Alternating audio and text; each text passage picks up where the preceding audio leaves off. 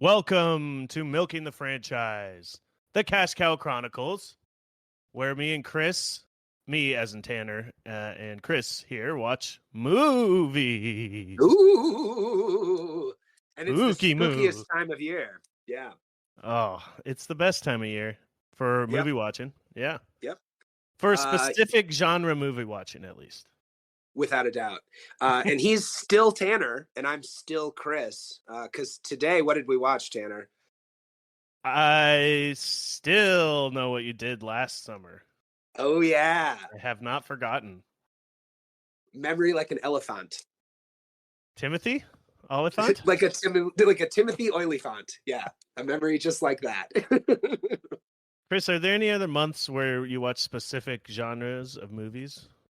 Like, is there drama December? No, I guess that's Christmas movies. Christmas has December pretty well locked up.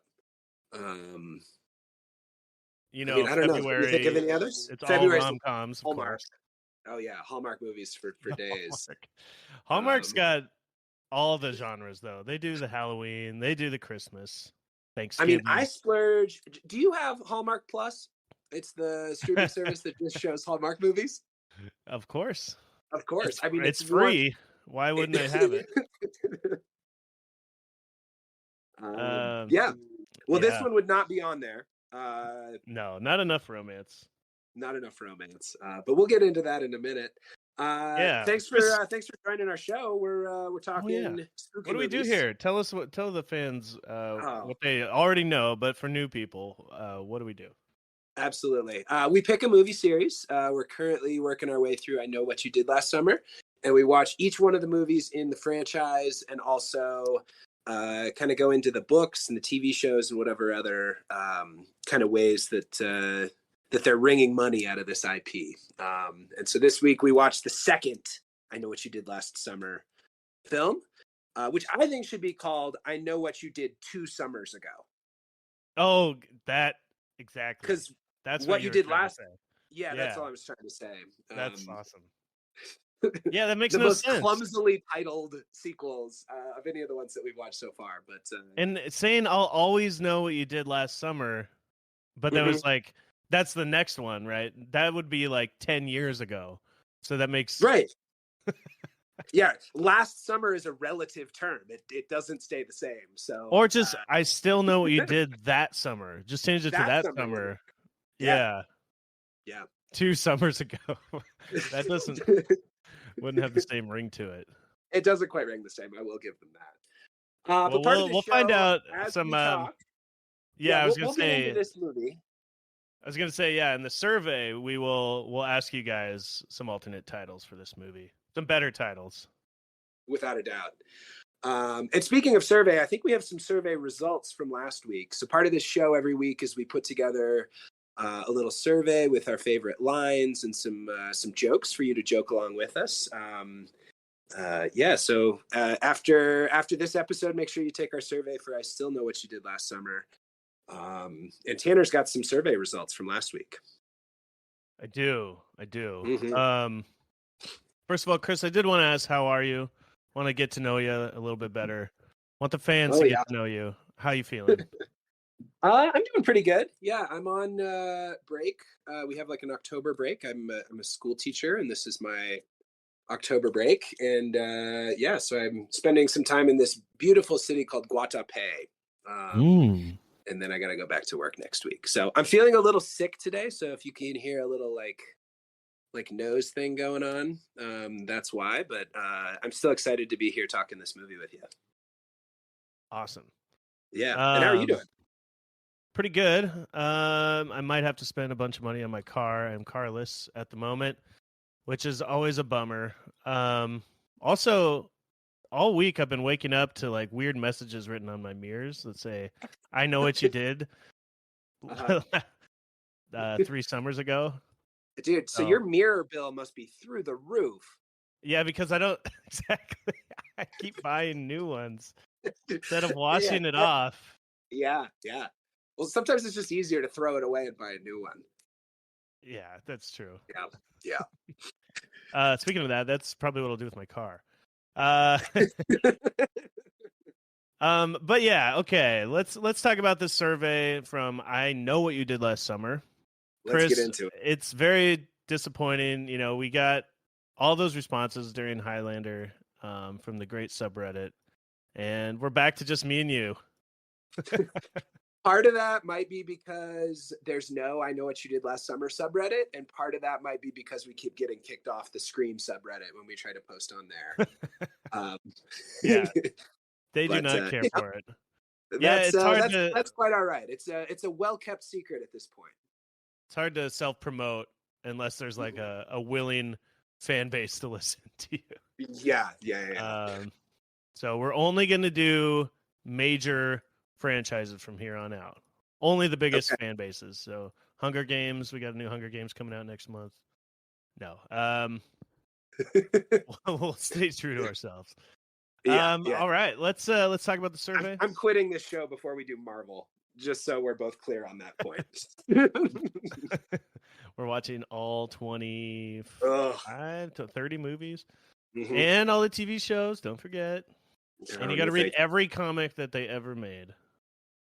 It's too much. It's too much. Demasiado. Yeah. Yeah. All right. Favorite line from the last movie. We had a tie between you and some sort of trouble child. Shame, being it's the 4th of July and all. Terrible day for trouble. Just the worst day. And just for the listeners, this is from the first movie in the series. I Know What You Did Last Summer. Yes. The survey results we're going over here. From last week's episode. Yeah. Exactly. And then the other line, we all know you have a slicker. Chris's favorite line. It's just, yeah, I don't know. It undercuts the scary tone, calling a raincoat a slicker to me. A slicker, yeah, true. Who is the sexiest? We got a tie between FPJ and JLH. Ooh. Jennifer Love Hewitt and Freddie Prinze Jr. So the two sexiest survived, it seems. All right. Yeah. No wrong answers on that question either. Well, the fisherman. Johnny Galecki, the fisherman. Yeah. Just a bunch of smoke shows. Most confusing part of this movie. So tie between that this soundtrack would hold up even 2 years after it was released. Mhm. And you can tell they went a very different direction in the sequel. They had none of this like hip alternative grungy, and it was only a year later. They abandoned all of that because it didn't hold up. And then what's that? Oh, I think you phrased it even on here like it wouldn't hold up 2 years later, but it didn't even make it 1 year later to the sequel. Yeah. I still know what you put on the soundtrack last summer. And it was a cover of Ocean Breeze or Summer Breeze by O Negative or Type O Negative or whatever that band was. Negative, yeah. Yeah. What a band name. All right. So we got that tied with Johnny Galecki thought he had a shot with Jennifer Love Hewitt. That was a very confusing part. There's no way. There's just no way. She's too smoke showy for that smoke show. I mean, if he's a smoke show, then she's a double smoke show, triple, maybe. Mm-hmm. Mm-hmm. All right, best kill. We got Johnny Galecki getting uppercutted, in the gut. Yeah, first or wherever he got stabbed. Can't remember. Yeah, the kills were pretty weak in that one. Yeah, they were. Yeah, it was through his mouth. Fish hooked. Yeah, they're kind of weak in that movie. I feel like this one definitely had some better kill moments. Had a lot more for sure. Oh yeah. Yeah. All right. Then we got some responses here. What would have been a better murder weapon for a deranged fisherman besides an ice hook? We got fishing wire for strangle deaths. And that's a good one. And a fishing pole. I think it'd be scarier. It would definitely be scary, yeah. And then a fishing pole with various items dangling from it that teens love. Beer, party drugs, iPhone 15 titanium, etc. Uh-huh. They're just constantly luring teens into dark corners so you can murder them with your fishing rod. Yeah, they're like out for a jog, and then over an overpass, they just see some like a 6-pack of beer hanging down. They try to grab it. Next thing you know, Dead. they've been caught by the fisherman. That's right. Come up with a nickname for the fisherman killer. All right, we got some good ones here. The Slicker Man, Slick Rick, Good. Johnny Gaslicki, the Hooker, and Captain Great. Hook. Captain Hook, fantastic. Tanner and I talked last week a little bit about how he's just called the Fisherman, and it's not or by his name like Ben Willis, and neither of which are as scary as like Ghostface or Jason or Freddy, so he needs a better name. So this is our contribution. The Slickerman, I like. It's like the Slenderman, but yes, I agree. A Slick Rick. The Slickerman. And then Moby. It's like as a Moby Dick or the artist Moby? No, the musical artist. Yeah. Okay. Imagine him pulling back the hood and it's a bald vegan with glasses. Oh, that'd be funny. Yeah. This was peak Moby time too, late 90s. It was, yeah, without a doubt. Then we got Chum Mackerel. Okay. That's a great name. And Bait Fishman. Oh, so you went full like I went fish alias themed instead. names. Yeah. Yeah. Chum Mackerel. Rolls right off the tongue, doesn't it? I like it. Yeah. Jason Bateman. That would have been a good one. There you go. Yeah. And the Jason connection. It's a scary name. We got, are there any local urban legends from your town? So we didn't get many responses, so we don't have any real good ones. And then there was Sasquatch. Yeah. I mean, I'll throw Washington. I'm from the eastern part of Washington, and I think that's more of a Western Washington thing, but definitely Sasquatch. That's definitely a big thing in the state or the Northwest in general. Yeah. And then we got Glenn Beck got a key to my city. Terrifying. I know. That's true. Yeah. And then what did you do last summer? It was pretty nice, actually. We killed a guy and buried his body, but we made sure he was actually dead. That's smart. That's the big mistake a lot of people make. They don't check. Yeah. Yep. And then visited my buddy in Seattle to see Fast X. Mm-hmm. Yeah. I wonder who put that one. That was me. That was you. He flew all the way back from Columbia just to see Fast X. Just for a dose of diesel. Well, great. I love those the fisherman nicknames. So good. So thank you for that. Hopefully, I'm gonna keep reaching out. Maybe I'll find some people that like this movie. Maybe some old like GeoCities forum or something. I can find people talking about this movie or this franchise. But yeah, play along if you're listening. I should really shout out. Go to our Reddit page. You can go to Reddit r/milking the franchise. And you can find all of our surveys in the show notes. Because I did see we got some listeners. So if you're listening, follow along and play along with us. Well, Chris, do you want to talk about the sequel? Oh, I can't wait, Tanner. I thought you'd never ask. I wasn't going to, but then I decided we should probably. You thought for a second about just ending the show right there, calling it. Pretty much, yeah. Mm-hmm. I'm a little tired. Tanner's a sleepy boy. Let's jump into this thing.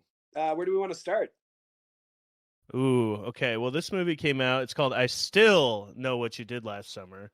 Mm-hmm. And it came out in 1998, directed by Danny Cannon. It wasn't written or directed by the same guy who made the first one, who was the same writer as Scream and all that. So instantly, you can see that it's going to fall off the rails a little bit.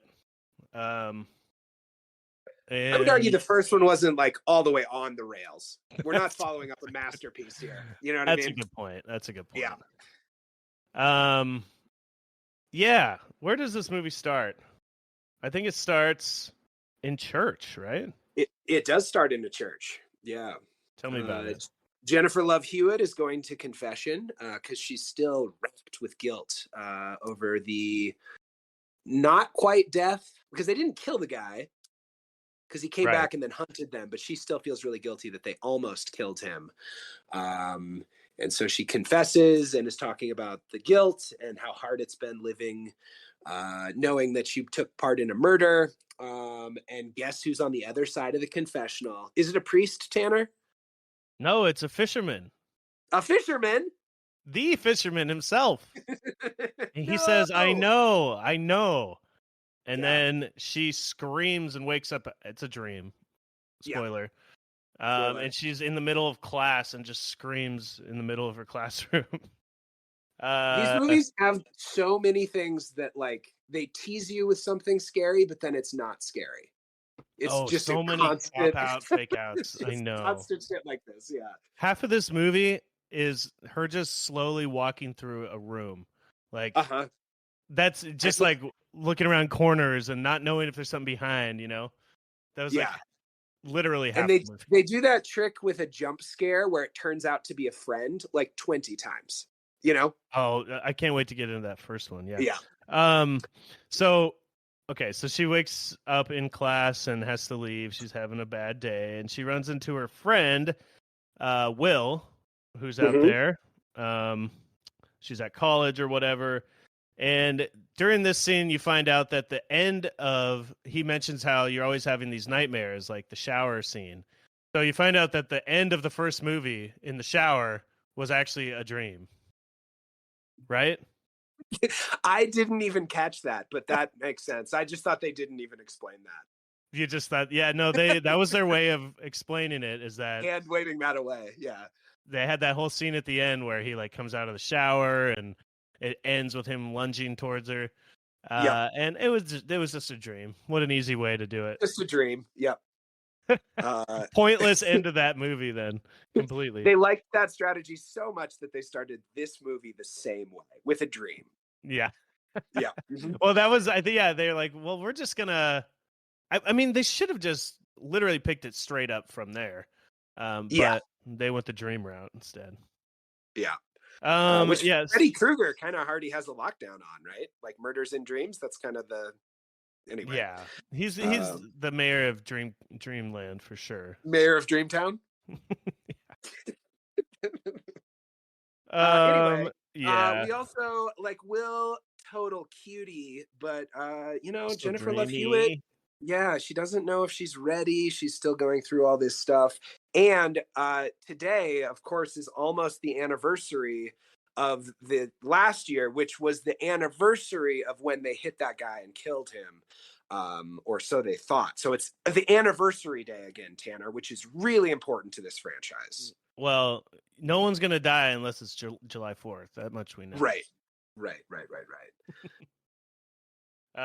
So then Ray shows up randomly at the school, and it's like, or near the school or whatever, and Freddie Prinze Jr., and you find out that they haven't really seen each other. She doesn't want to go back to their hometown where all this shit happened, but that's where he lives and works, so they are kind of on the rocks, I guess, but they're still together. They're still in love. She's just too scared to go back to the hometown. And he asks her, he's like, why don't you come back? I got my truck. You know the drill. We're going to go to Crab Boil at Ollie's.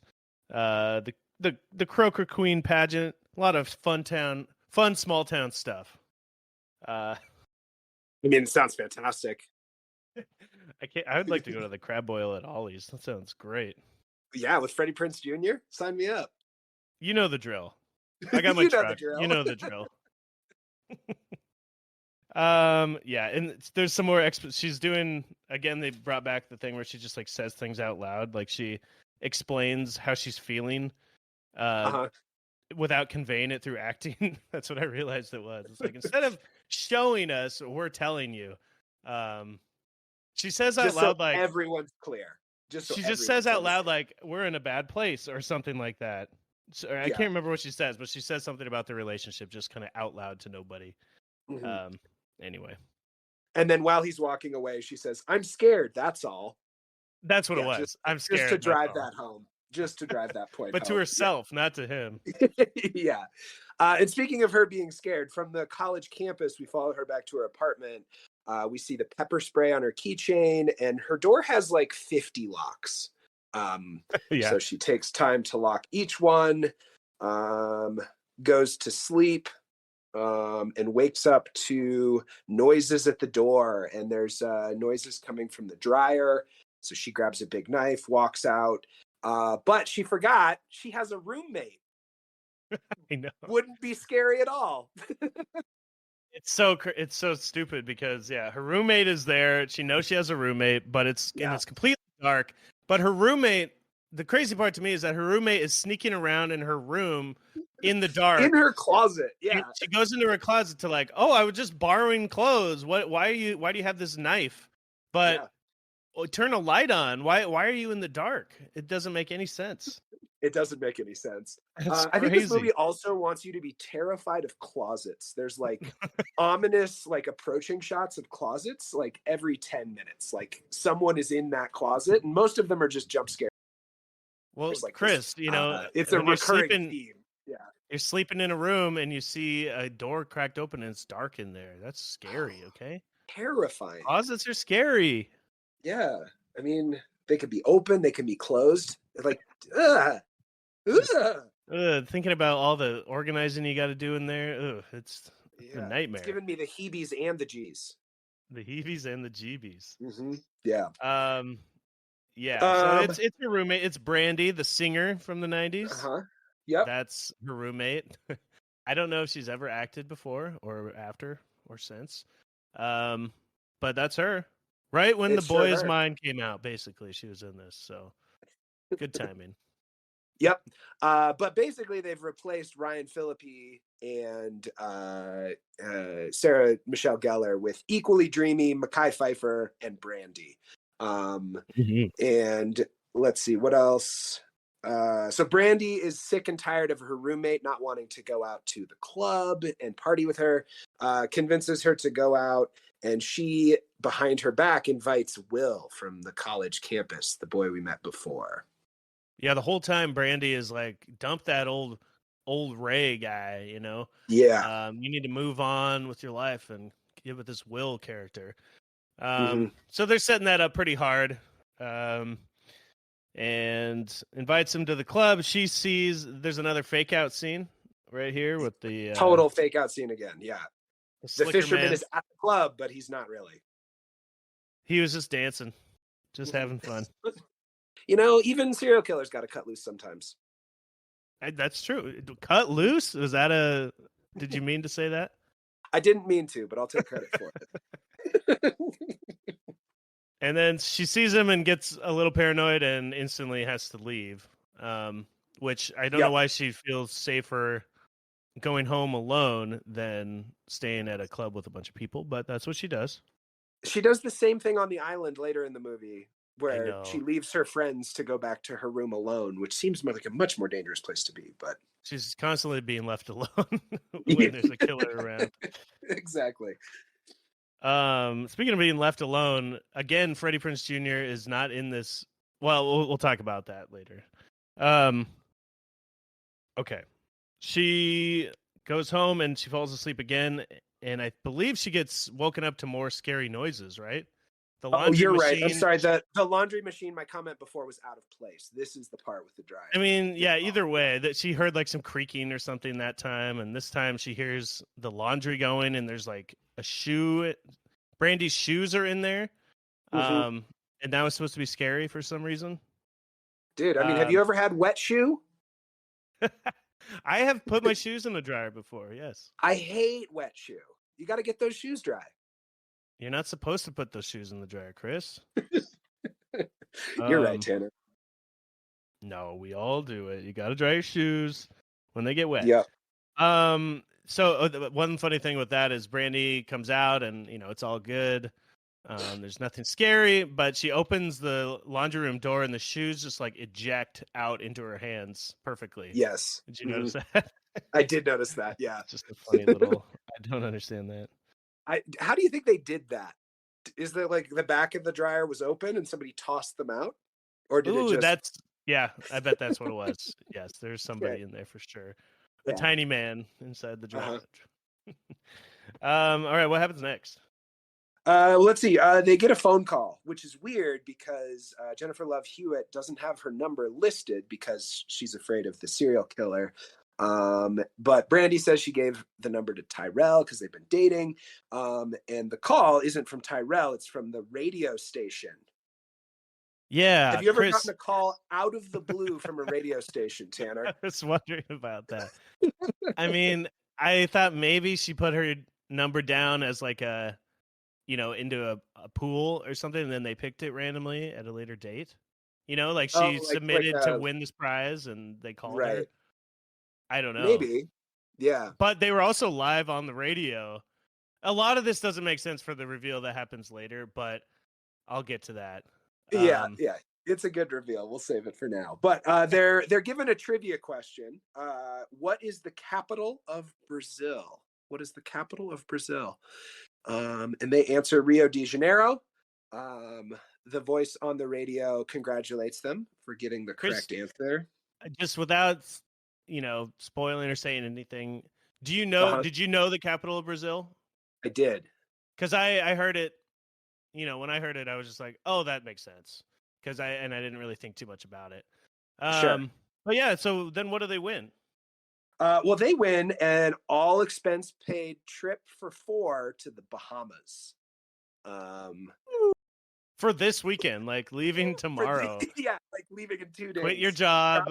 Fuck all your other plans. Yeah, you got to go now or never. Yep.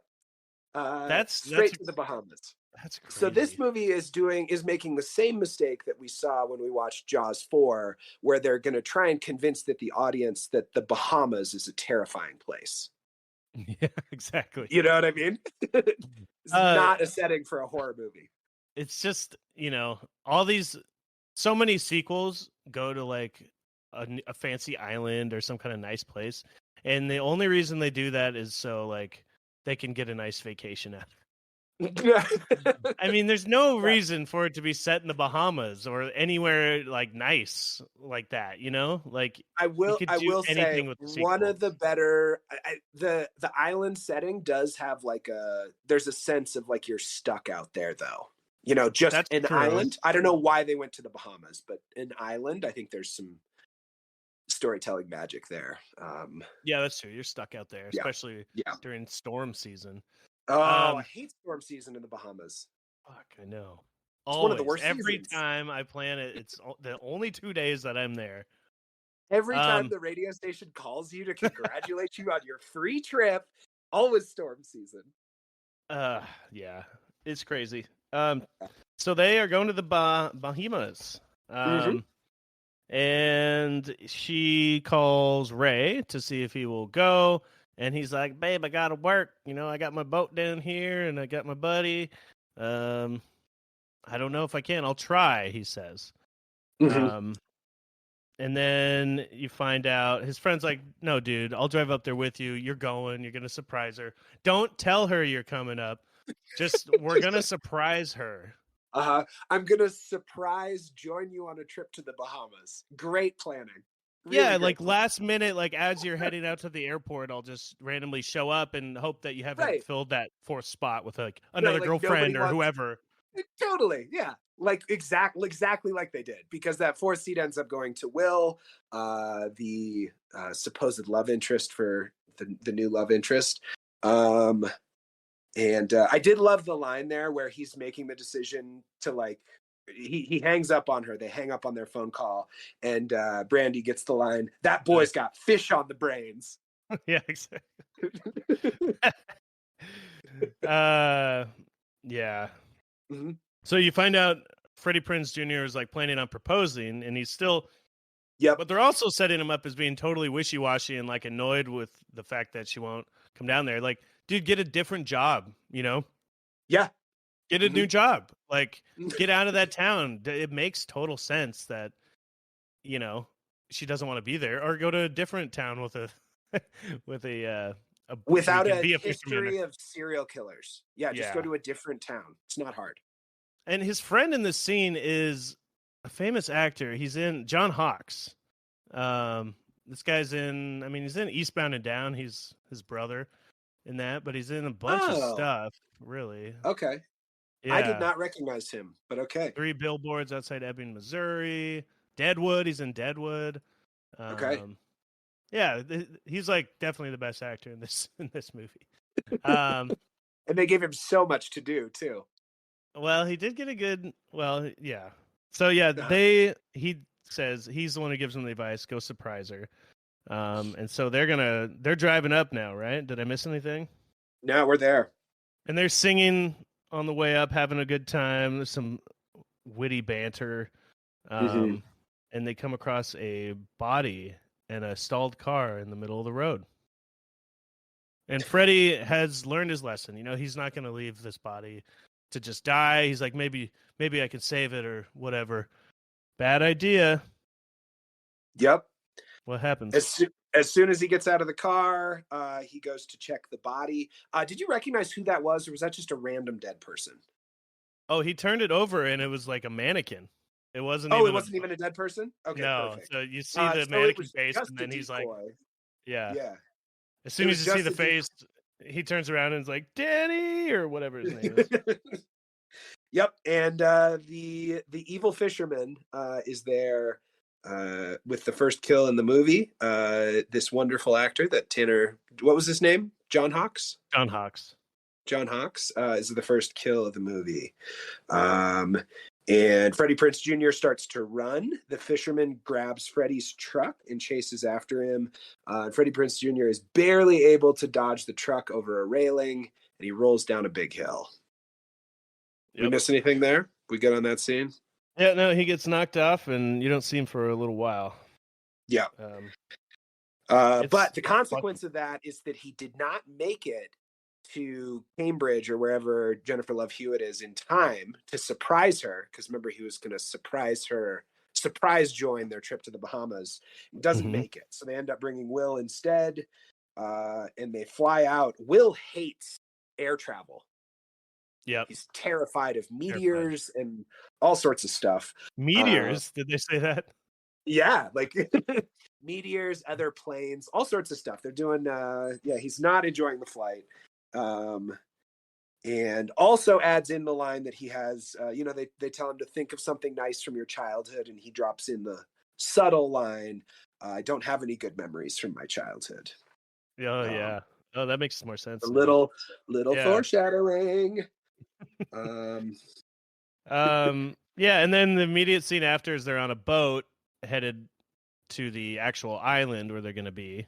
And Mekhi Phifer now is one puking, and he was getting all pissed at Will for, like, you know, being a little bitch. He's bitching on the plane about he says something about quit bitching.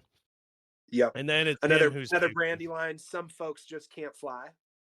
And then Will says some folks just can't ride boats or something like that.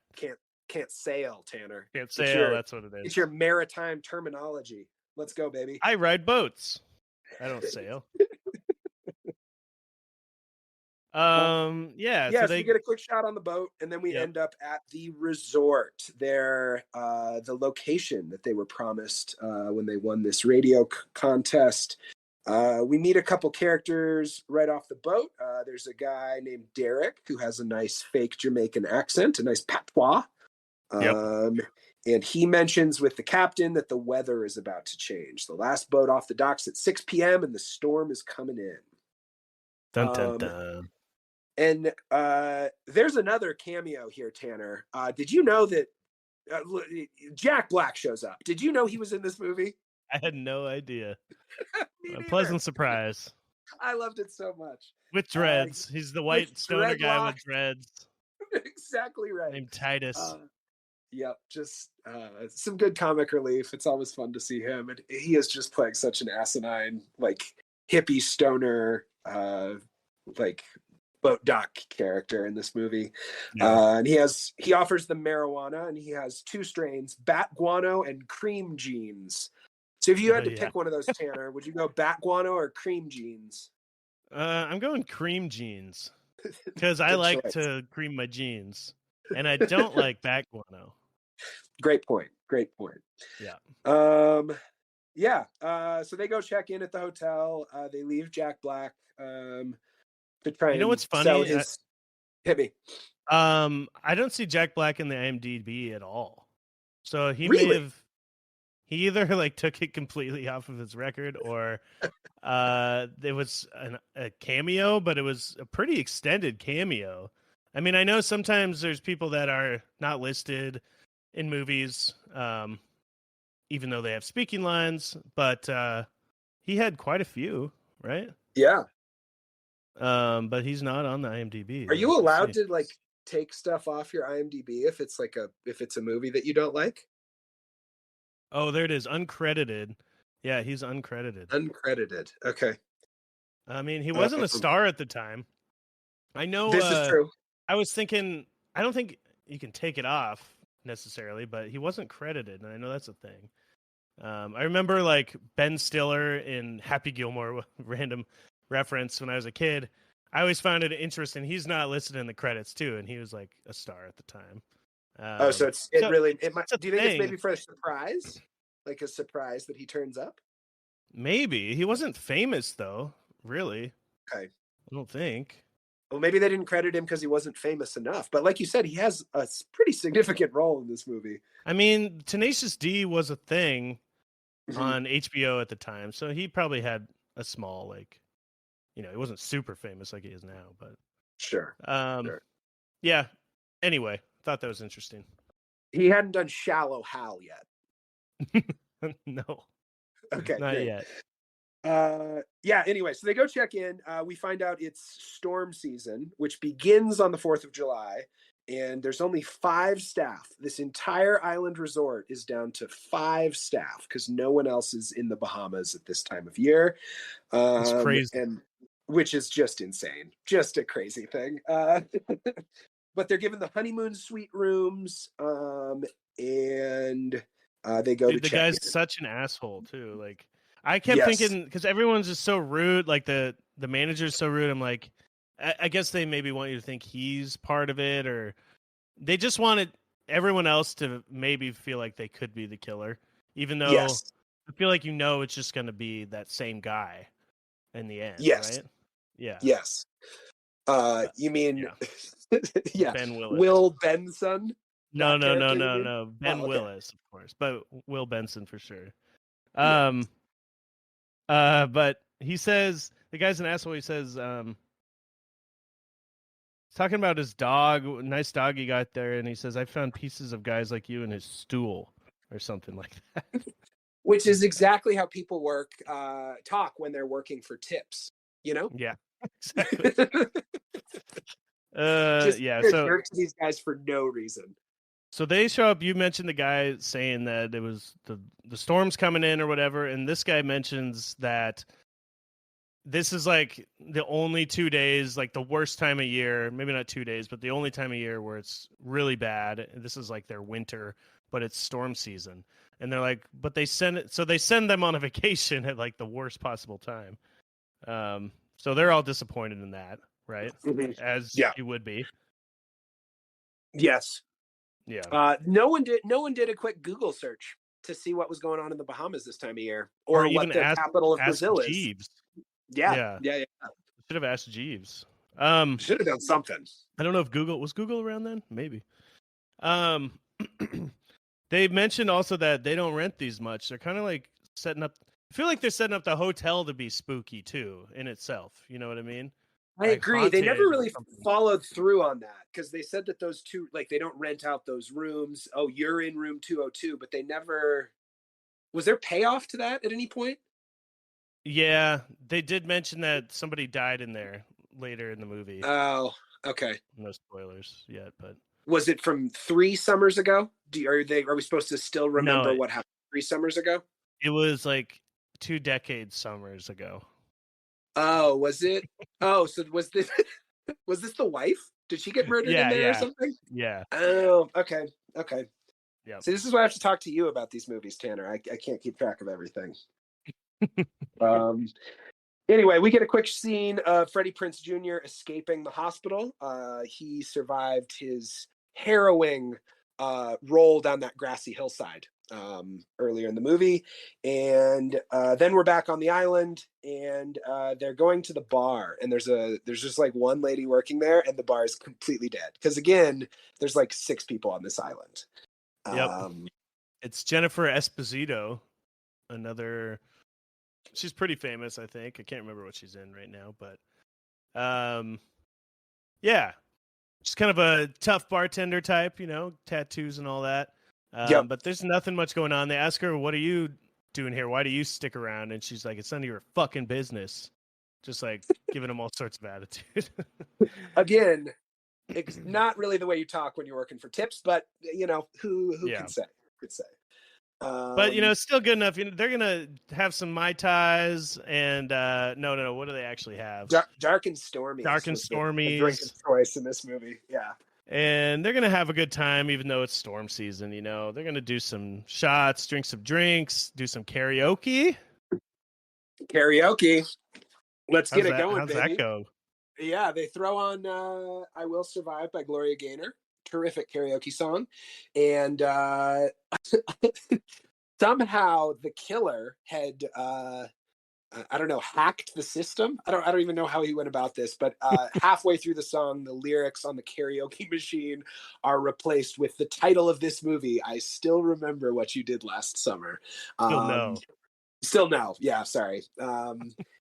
Which is insane. It makes no sense. Like, did he know that she was going to pick that song specifically? I guess, were you scared by that at all? Was I? No.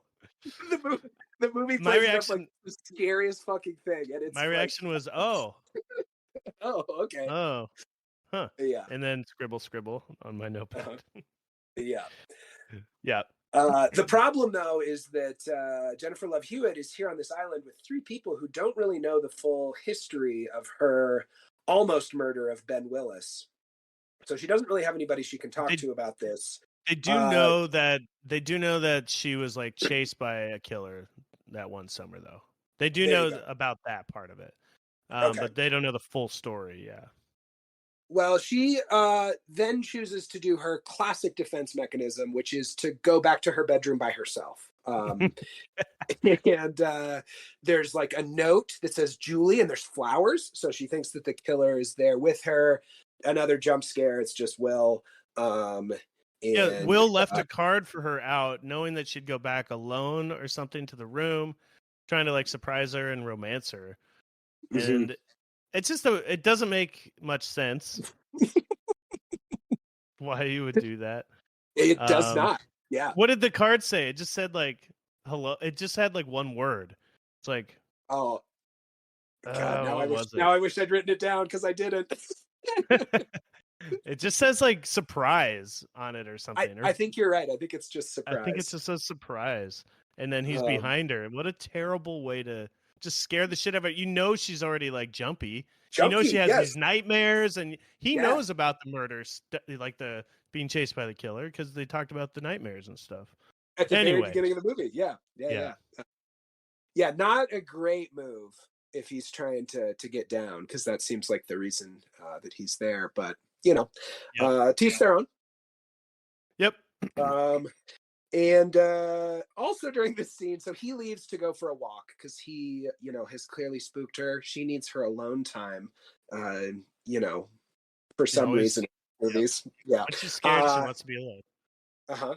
And meanwhile, like Brandy is jumping on the bed. They're making sex sounds and just pretend having sex. Yeah, I don't know what that all was. This whole movie, like Mekhi Phifer keeps wanting to like bang, and there's all these little things that keep happening that are stopping him. Not that she's not wanting to have sex with him. It's just more like just situational things. I don't know. I think it was just supposed to be funny, maybe. Okay. That she's jumping on the bed. I don't think they were even trying to make sex noises. I don't know. So they were just jumping on the bed? Just jumping Okay. on the bed. Anyway, it's not important. But they No. go.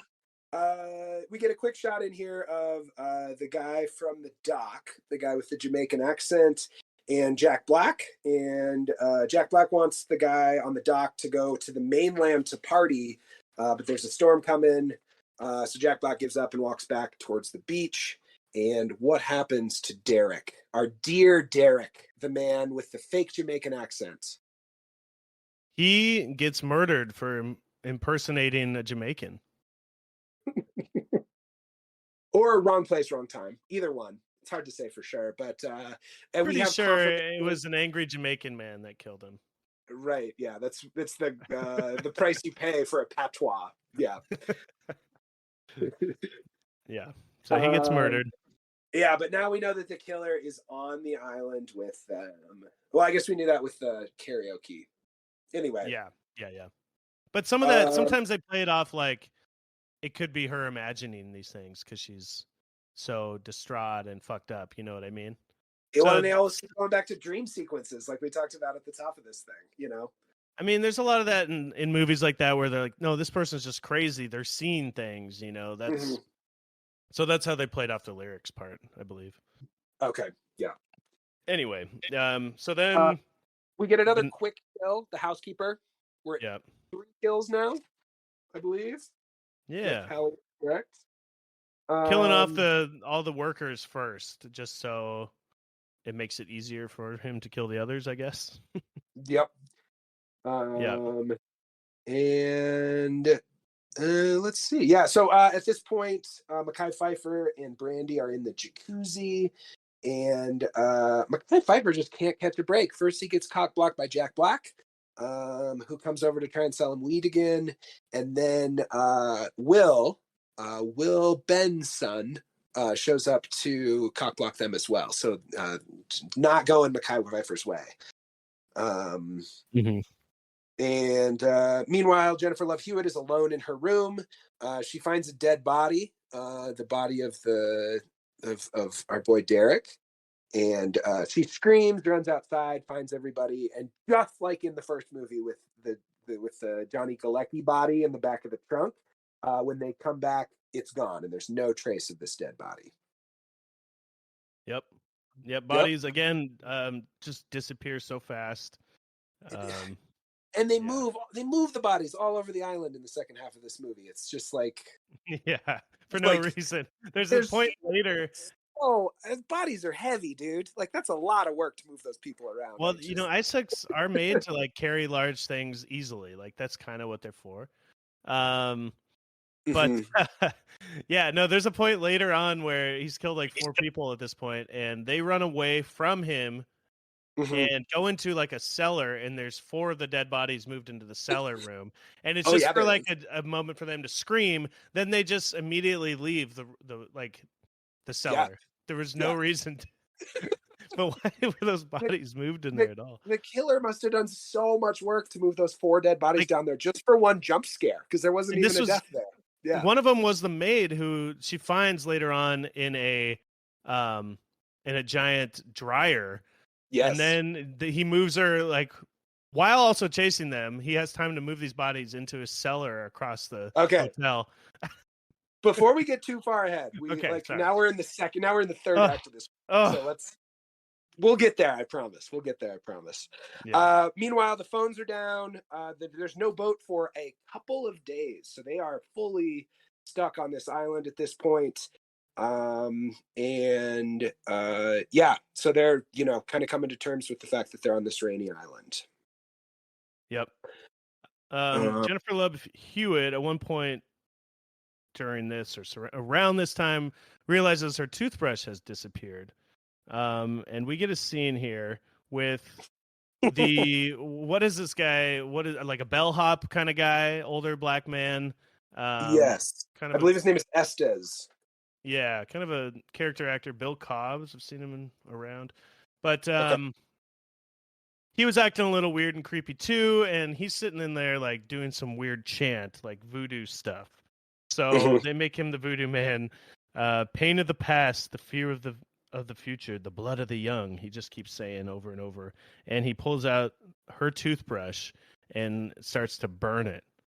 Mhm. What'd you think of this? Well, I mean, if it's voodoo, he's probably protecting her from cavities. What are your thoughts?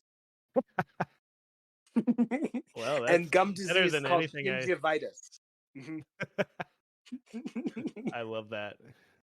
I'm a voodoo man to fight off my gingivitis. He's a retired dentist, now current bellhop / voodoo practicer. What a resume, man! What a resume. He does get to live in the Bahamas. That's pretty cool. Well, not for too much longer. Meanwhile, yeah, we see our boy Jables, Jack Black, meets his untimely end. He gets a hook to the hand and then like cutting shears to the chest. It's a pretty brutal way to go. But he's just trying to get stoned, and just getting high. And then he's not hurting anybody. Yeah. Where are we at? I also noticed in this scene, they do it's like you don't get to see many just like straight shots of the fisherman guy, but his hat is fully just covering his entire head, which I just thought was funny. Like this hat seems to get like longer and longer, bigger and bigger hat. Just because you don't. Yeah, they want an up close shot. It's in an intimate like small room, and they want this kill scene, but they don't want you to see at all who it could be underneath. So they make the hat just so massive. Very comical. I hope it just keeps getting bigger. Like it's just a big hat that murders people by the third one. It's a single hat / slicker. Like it just goes over the entire body like a blanket. Yep. Very Scooby-Doo villain. Oh my god, a ghost. I'm glad you mentioned that because I wanted to talk about that. Did you feel like this movie was just a Scooby-Doo episode with murder in it? Yeah, I mean, sort of. Definitely. I mean, it's just like 4 teens get lured into some mysterious property, and the bad guy is someone who they need to take the mask off of. It's such a Scooby-Doo episode. But anyway, yeah. So at the same time, so Jack Black is dead. We have this creepy voodoo man on the island. And Freddie Prinze Jr. Has broken out of the hospital, and he sells his engagement ring, the one he was going to give to Jennifer Love Hewitt. He sells it to the Sons of Anarchy for only $300. Well, he trades it for a gun, ultimately. And he trades it for a gun, yeah. And then asks him to load it, and he's like, well, there's a waiting period. And he's like, no waiting period. Load this gun. And the guy's like, boy, do you want to go this route? But he sells it to him. He sells it to him anyway, yeah. Fuck it. So he gets the gun, and now, gun culture in America remains undefeated. Kind of cuts out. Freddie Prinze Jr. again is only in about 5 to 10 total minutes of this movie. Yes. But it cuts back to them. They all wake up in the same bed, and now I kind of missed what happened here. I guess they just were too scared to sleep alone. All 4 of them slept in the same bed, or an orgy. I know. Well, that was my hope. Off camera. They're all so sexy. Sexy teens, yeah. Yeah. But yes, you're right. They wake up in a bed, and Jennifer Love Hewitt is still freaking out, and so Brandy decides to take her to the gym so that they can, like, I don't know, work out. Some of her distract her from her negative exercise feelings. Those demons. That's right. Yeah, so they go and they're like, what a nice gym, and it's one of the worst gyms I've ever seen. Brandy starts kicking the punching bag, punching and kicking on it, the boxing bag, whatever it's called. Yep. And Jennifer Love Hewitt's just like not feeling it. She's like, I don't want to exercise. This is dumb. Like, I'm naturally hot. I don't need to do this. And they're like, well, she's like, I have a better idea. We're not leaving this island till you get a tan. So luckily there's a tanning booth there that anyone could just join. There's no supervised.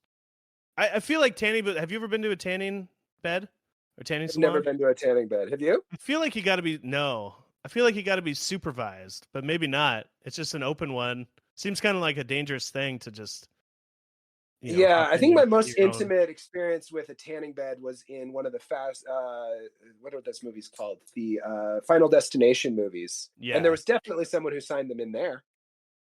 yeah, exactly. Yeah. That was my first thought. Like, I mean, this is so obvious. She's gonna get she could get cooked in this thing. Yeah. Oh Um, yeah. and it's an excuse to get JLH Jennifer Love Hewitt to undress. So you get like Mhm.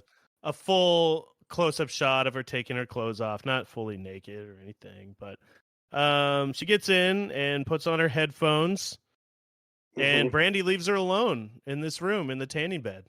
Mhm. So alone again. Alone again. Yeah, it always comes back to that. And then I think this is where everything kind of turns. This is the act 3 is about to begin, right? Yes. Brandy hears shoes in the dryer, and Mhm. she's like, I see other Call back people. to that brilliant bit from the first couple minutes. Yeah. Yeah, she's kind of referencing you're not supposed to put shoes in the dryer or whatever she says. And she Mhm. opens it up, and it's the maid. Yes. The dead maid is in the dryer. And as Uh, this is happening, um, the killer enters the tanning room bed, which it was just so obvious was going to happen, or mhm. the tanning bed room, excuse me. And he doesn't just go straight for her. He zip ties her in there, closes it up, and then turns the tanning bed all the way on because Yeah, he likes his what? a real like James Bond villain way of killing somebody. Like Yeah. so gives them so much time to escape. And meanwhile the boys have found Jack Black. Well, I So don't know if it's everyone the now 4th of July knows. yet. I think it might be the 3rd of July. But he wants his murder victim to be nice Oh, and tanned. okay.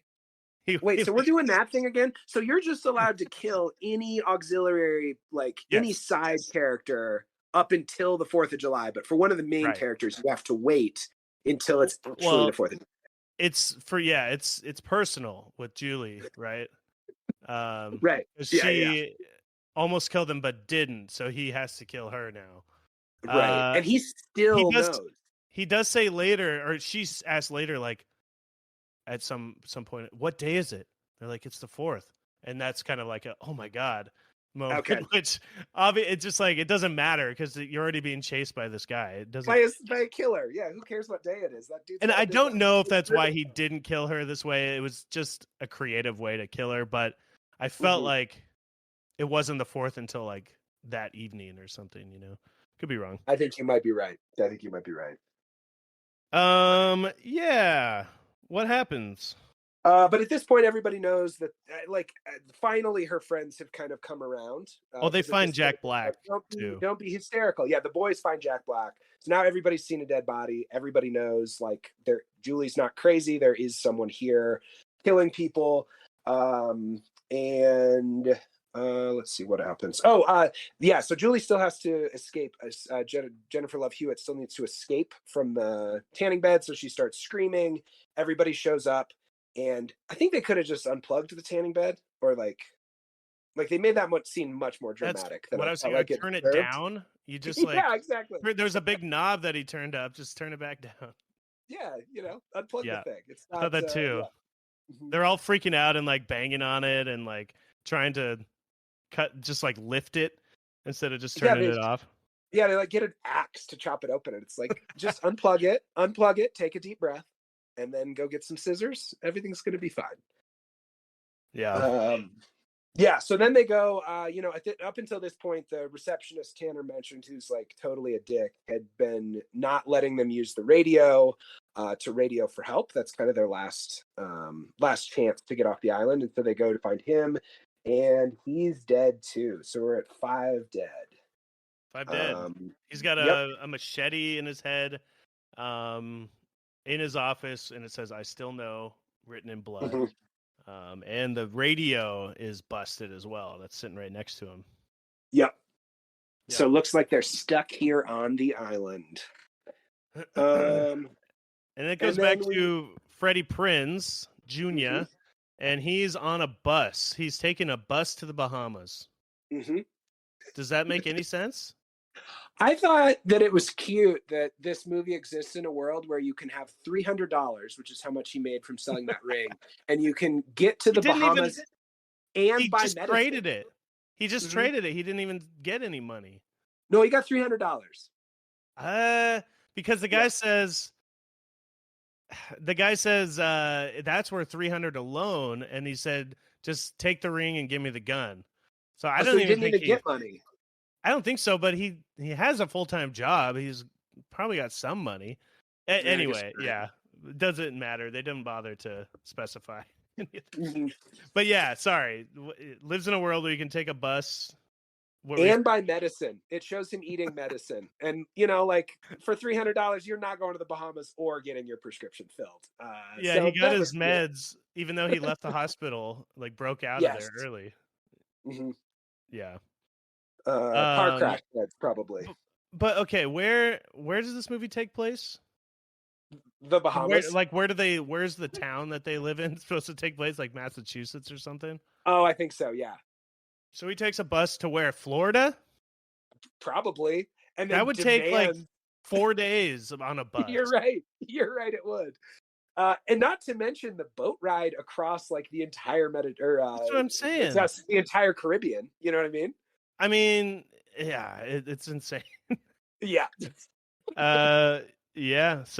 But that's what happens, and it's just all happening in like a few hours or like a half a day, like one day basically of him traveling. Yes. And then I think it goes back to the hotel, and we get some reveals here. Yes, we do. We meet Estes, the voodoo man who's been stealing their things.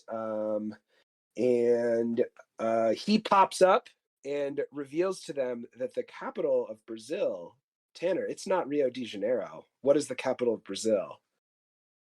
Or we could save it and put it on the survey this week. No. Yeah, we got to talk about it. Okay, fine. What is it? Brasilia or something?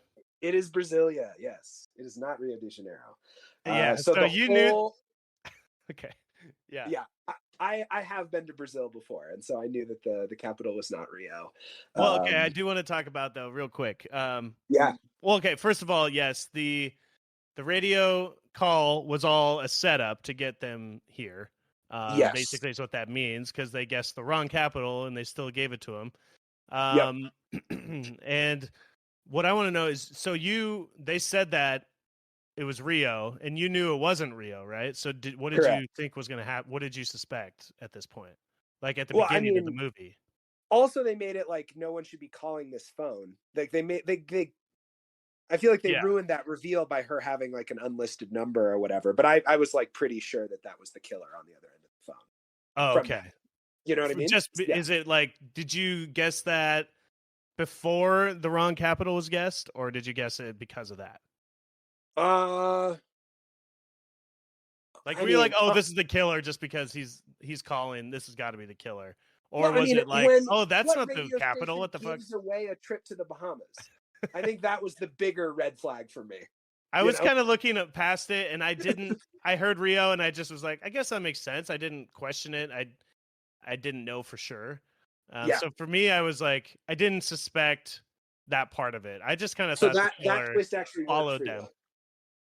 I don't know if it worked so much as like in a good way, but I was surprised. Yes, I didn't know. I had no idea until that moment that that's where it was going, and it did kind of blow my mind in like a this is terrible kind of way. What a terrible twist. Yeah, and I do like that twist. I do like that twist because it calls into question your personal knowledge of like world geography. You know what I mean? Shaming. I felt like it was shaming me in calling me out directly, making me feel stupid. Yeah, hey dumbass, you didn't know what the capital of Brazil was. Yeah, this is only for idiots who don't know that. This movie will only work for them, and I guess it worked for me. It worked. It worked. Yeah. So that's the reveal. You don't really know much about it, but he does reveal that Ben Willis used to work here. So the killer in the first movie used to like lived on this island and started a family here. With a daughter and a son. daughter And and a based on how son. stupid the family connections were in the first one, I immediately was like, okay, the son's got to be involved here. You know? I kind of thought maybe the family is gonna be involved, yes, Uh-huh. because the sequel, like in a Scream thing or whatever, they keep adding like more killers. You know, there's got to be somebody working with him, Hmm.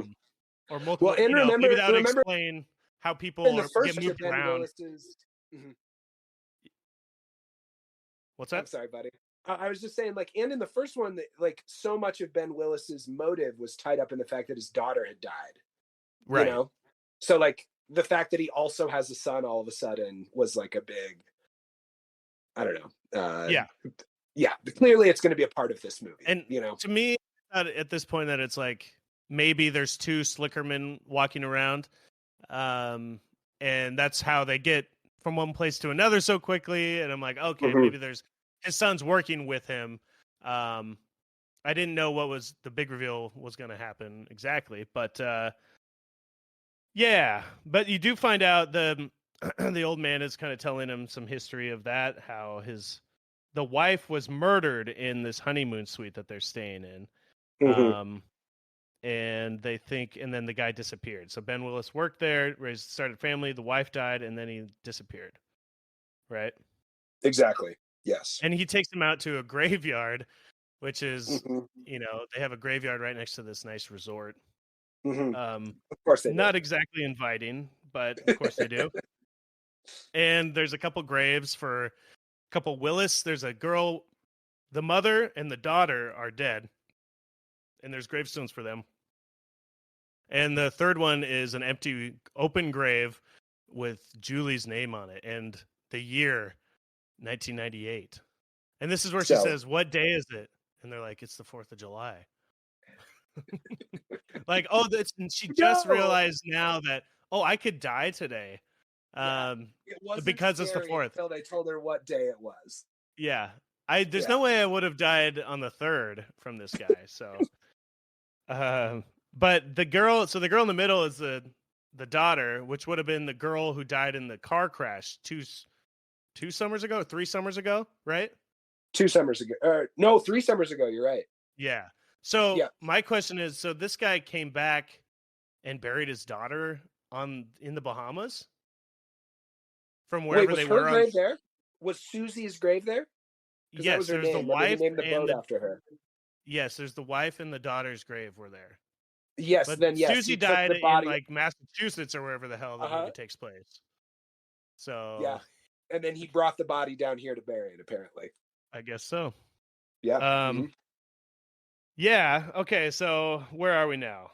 Her name's on the grave, and Yep. she does her classic. They had to include another scene like this, like the first movie where she's yelling into the void and screaming, "I'm right here! Come and get me!" Mhm. Yeah. Which I think they thought that was like a classic scene, so they wanted to do it again. Yeah. It's part of the IP or something, like they think it's an important part of this franchise.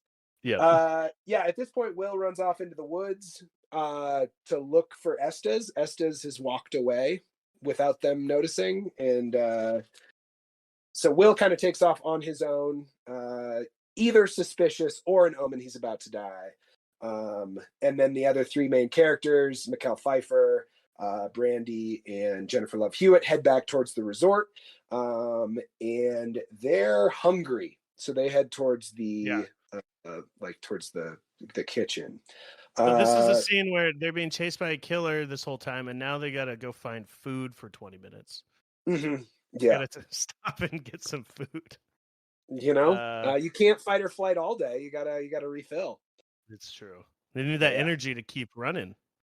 That's right. Yeah, it's a lot of cardio running away from a serial killer.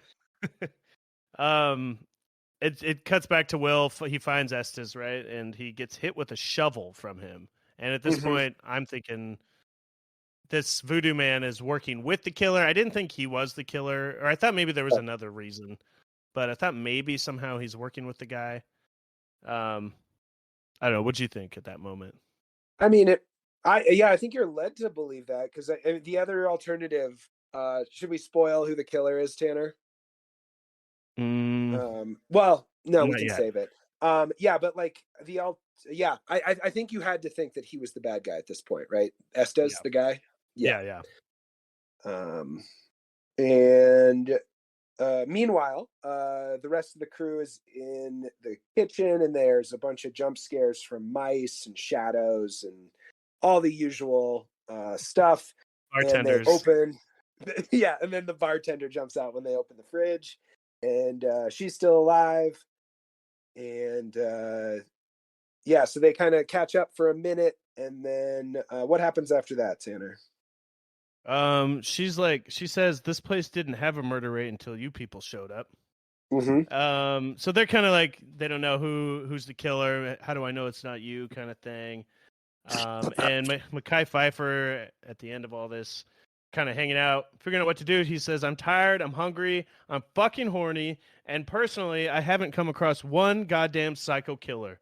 And he's instantly stabbed in the throat Instantly. from behind. His mouth. Yeah. Again, how does this guy even get to that? Like somehow he's up behind him on like the countertop or whatever, and stabs him from the front or like from behind him into the like his throat, his trachea. Yes. Where did he come from? I have no idea. It's a great question. Yeah, like how did he get there relative to him? Like walk-in freezers don't have that, like an access, a murder access like that. But yeah. Access. Yeah. That's murder 6. We're already at more murders than the first movie. This movie has really turned up the gore. And a little bit more creative stuff, I will say. The other one, a lot of just straight stabbings, nothing too crazy. Yeah, and a couple of them you didn't even really see in the last one. Like Sarah Michelle Gellar was just surrounded by tires, and you didn't even really see the kill. True. Yeah.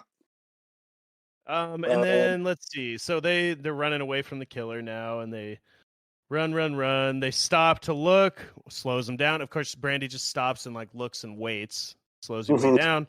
And he catches up to them as they're climbing up a ladder to an attic. They lock the door just in time.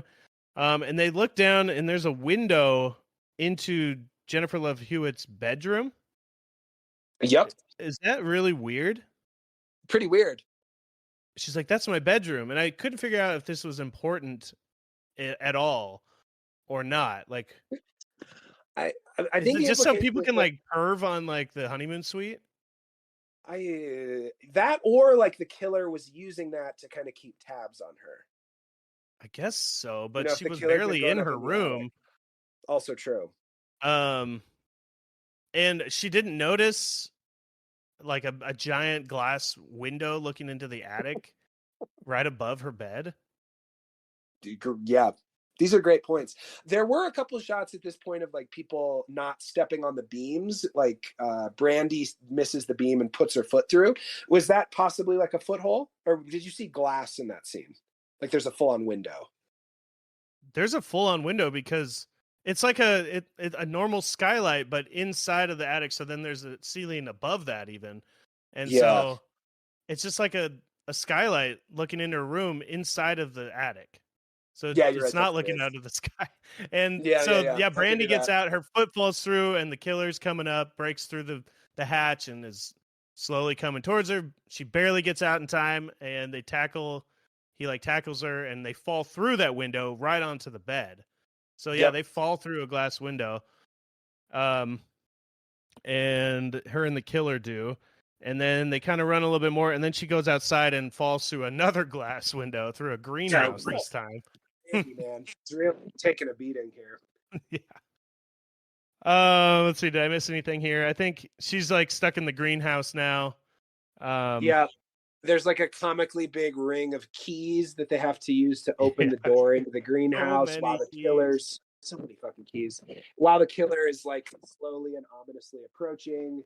I thought for sure she was going to die right there, but she didn't. Yeah, it seemed obvious. And then, but she could have also just ran around the side of all the plants in the greenhouse and ran out the other side because the other door was open. There's so many things. Instead, she's just waiting for them to go through like 20 keys. And eventually they get an axe, and like the weakest, Jennifer Love Hewitt has like the weakest axe swing I've ever seen. Mhm. But they end up just breaking the window, and she comes out the window. But at first they're trying to chop the lock and the chain Yeah. that's on the lock, which is another stupid thing. Um, yeah, Yeah, she's not winning any like lumberjack awards. Her axemanship is not up to the test. yeah. Yeah. So she gets out of the window just in time. Yep. Yeah. And the What happens there? bartender takes them down to the storm shelter. We alluded to this scene a little earlier. Yeah. And And it seems like someplace they should have gone earlier. You know, yeah, if there's this big storm and a murder on the island, it seems like a safe place to be. But they get down into the storm shelter, and as Tanner mentioned, the killer has moved all of the dead bodies in here. So we get it would have been a ton of work yeah, a ton just of for work them to scream once. just to scream once, and Yep. while all these, while chasing them throughout the hotel, they're also taking the time to move these bodies to locations that they will assume they'll go to next. Yeah. Yeah, so a bunch of dead bodies are in there, and then down comes the stairs. Someone's coming down the stairs. They think it's the killer at first. Turns out to be Will, Mm-hmm. and he's like, "Hey, come follow me. I think we should go inside the hotel." And they're like, "No, we shouldn't go inside the hotel. I don't know about that." And he says, "Last time I saw the slicker guy, he was on the beach. I think we're okay." And I didn't. So they're like, they were Oh just with yeah. him inside the hotel. They've crashed through there. Then they went to the greenhouse. They went to this place, and then he's like, "Oh, I saw him on the beach, so we're good." Mm-hmm. Um, yeah, which is just crazy, and they all just go along with it, like, "Okay, well, I guess we'll trust Will." Well, he Um, does claim to have been attacked by Estes, and he's trying to kind of True. set up Estes as the killer. But yeah, that is insane logic, and like thinking, oh, if he's You on were the beach, just there. he can't come up to the resort. Yeah. Yeah. And he was just they were just being chased by him like 2 minutes ago. Correct. Yeah. So anyway, Will takes him inside, and this is where the big reveal happens. That's right. Will is covered in blood, and so Brandy and the bartender go to get a first aid kit from the front, leaving Will alone with Jennifer Love Hewitt. And what's the big reveal here, Tanner? Well, you think he's wounded. She's like, "Oh, you're covered in blood. There's no wound." And he said, "It's not my blood, Julie." And that's when I was like, "Oh shit, he killed Estes." I still didn't realize that he was the bad guy, but you find out he is basically the son of Ben Willis, and his name is Will Ben's son. Ben's son, Chris. I was laughing so hard at that reveal. Like, dude, like what? Like his last name is Benson, Ben's son. Will. That's already stupid. But why did they name him Will? So it's Will Benson and Ben Willis. This like, is Will Ben's oh, son. yeah. It's so Oh, crazy. yes. I was but also laughing. I'm fucking here for it. Like that I joke, know. that It was moment great. was probably the biggest moment of joy I had in watching this whole movie was that reveal. They did get me. I didn't realize until this moment, because he does say before the actual reveal, he says, "What's your favorite radio station, Julie?" And he does the voice to find out he was the guy on the radio station as well. Yep. So he made the call, and this, honestly, I didn't see any of this coming with Will. I just thought Will was going to be another person to get killed. Got you. And have some like drama with him and Freddie Prinze and the relationship shit. And honestly, they would have made that work too, because they were very much setting up. It would have worked that way also, because they were setting up Freddie Prinze Jr. and Jennifer Love Hewitt getting back together. So he was never a real character in this movie, right? As a love interest or anything like that. Yeah. So I thought the line was a definite call back or shout out to Scream, right? What's your favorite scary movie? And he's like, "What's your favorite radio station?" Really lame version of the same idea. Yeah. Yeah. So when they've stolen so much from that franchise, why not steal that too? There's so much to talk about here now that we can talk about it. The cat's out of the bag. I wanted to Mhm. save that reveal, but this guy's a fucking incel, first of all. Mhm. And he's just like, you're such a bitch. Why did you do that? And like getting mad at her for, I don't know. He's just a little shit all of a sudden, this Will guy. Um, okay, so you find out he's Will, Ben's son. Um, Mhm. and you find out he set up the whole radio station thing. How would any of this work? Okay. Do you want to talk about it? The logic here? Okay, so it sounds so he and his dad, because we haven't, there's one more part to this twist, which is that the killer from the first movie is still alive, pops Yeah. out. And so there are two killers on the island. So it's Will Benson and Ben Willis. Not Well, confusing at all. Will Benson, or Will, the Mhm. younger guy, I don't know if he's even killed anyone, but he is helping his dad kill them. Yes, Sure. without a doubt. Yes. Because he's never like in the slicker. It's not the two slicker men. It's not like the two scream guys, running around, and you can't tell, who's who. Right. Yeah, he's just kind of Only like one of them helping them has a hook. set Yeah. this up. Yes. Yes. So what But I'm he guessing planned is the that whole the thing ahead of uh-huh. time. What I'm What? guessing is that the father was like, "Hey, son, listen, I'm into murder these days. Do you want to do some father-son bonding?" And then he hadn't played enough catch with his son, and so the son joined on to, earn his dad's approval. And then, boom, fake radio station, fake trip to the Bahamas, and 9 more dead Okay. bodies. But okay. So how did any of this work out? First of all, he calls them, and that's fine. I can get past that. But don't they turn on the radio? Doesn't Brandy turn on the radio and she can like hear herself on the radio as it's happening? No, they turn on the speakerphone. I don't think they ever turn the radio on. Oh, Yeah, okay, they turn on speakerphone. gotcha. For some reason, I thought they turned the radio on. Hmm. Okay, well, never mind that That would part. have But been still, much more elaborate. Yeah. his plan was to give them a trip to the Bahamas, Uh-huh. so that his dad could murder them there instead of anywhere else. Like Um, where all of them were. yeah, exactly. Yeah. Hmm. And he knew that they would somehow he would be able to join them. Okay, he banked on the fact that Freddie Prinze Jr. would not join them, right? So he could go along for the ride. How would he know that Yes. he'd be invited at all in this scenario? Terrific question. I imagine he could have just also showed up and kind of helped his dad from the woods. Yeah, I guess so. He could have It's gone just down there also. or like they'd even, maybe she's got other plans on the 4th, he doesn't know. Well, Mhm. maybe he does cuz he was friends with her. Still.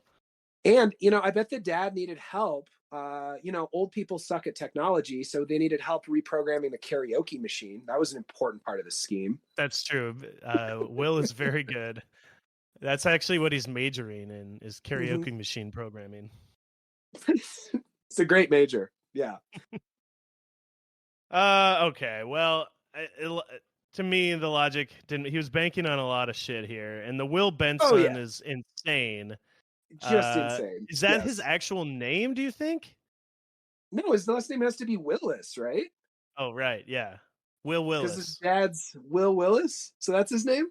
So he changed his name legally, like at school, to be able to just like get this girl murdered and like plan ahead this whole thing. Also, the logic of why they're trying to kill them is it still doesn't make sense from the first movie even. Hmm. They almost killed this fisherman guy and then he decides to kill them because they like hit him with the car and he's mad about it. I guess you can make an argument for that making sense.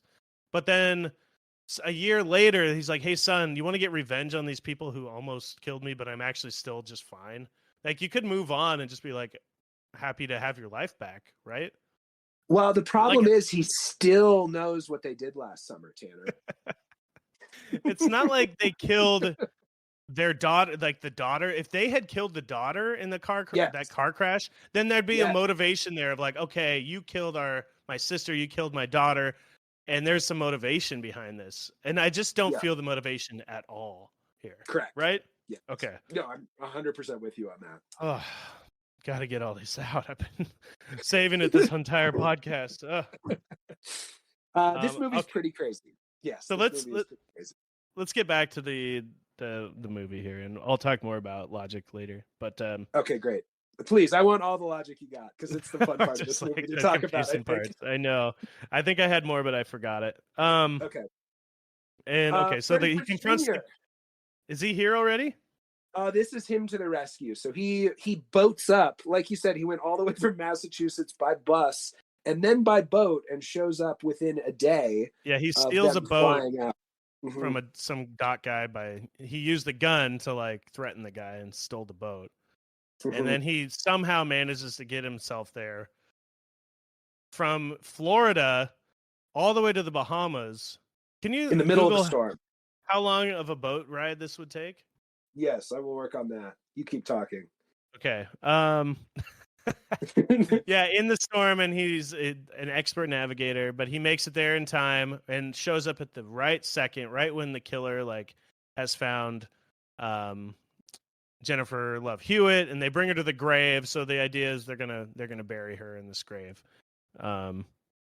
with their family, which is like that's kind of weird. You know, you go to this length to like have a nice grave, like a nice plot for your family. You got your wife and your daughter here, and then you're gonna kill the girl who tried to kill you and bury her next to your wife. That's fucked up. That is fucked up. Tanner, yeah. by the way, it's only 100 miles.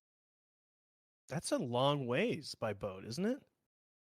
Yeah, but they have like ferries and stuff. I think it's closer than I thought. I thought it was down by like Aruba, and it's not that. It's like, let's see. It says it's 110 miles northeast of Miami, making it easily accessible by ferry. Okay. Yeah. Yeah. Mm-hmm. So maybe an hour or two or something. I don't know. No, boats don't go that fast. Like 3 or 4 hours. The bus ride is, I think, the more insane part. Yeah, it's all. Yeah. None of that travel makes sense. None of the travel makes sense. The fact that he shows up right at the gravestone at the right second, right when she's about to like be stabbed, he shows up and points the gun at her or at the killer.